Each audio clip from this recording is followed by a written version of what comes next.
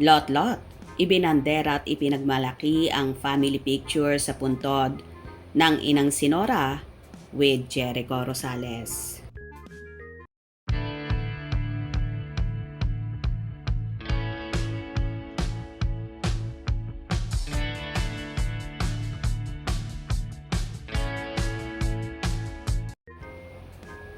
Nagbahagi si Lot-lot de Leon ng larawan kung saan nasa puntod sila ng inang si national artist superstar Nora Honor.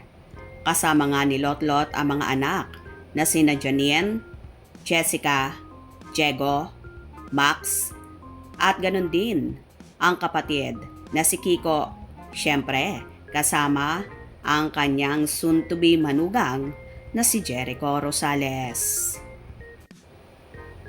Ayon sa naging caption ni Miss Lot-lot, 2 days ago, we visited Mom with her apos and Echo and my brother Kiko.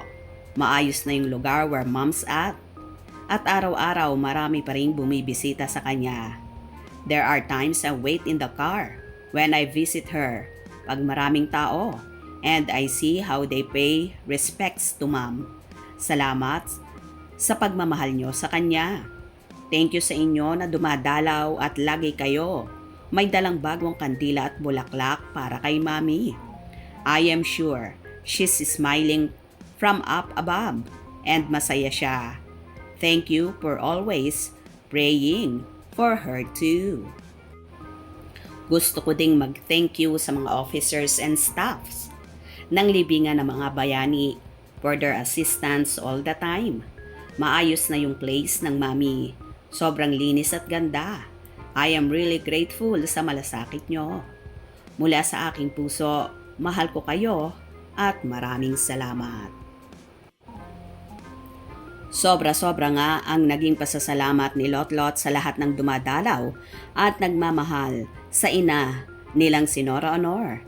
Ganun pa man, happy na si Lot-lot na nasa maayos na lugar ang ina nila at alam nilang masaya na rin si Nora na wala ng sakit na nararamdaman pa sa piling ng ating Panginoon. Anyway, kompleto nga ang magkakapatid na Gutierrez at syempre andun din ang soon-to-be manugang na si Echo na parte na rin ng kanilang pamilya na marami talaga ang natutuwa na palaging andyan si Echo sa pamilya ni Janine. Kung nagustuhan nyo ang video na ito, comment down below.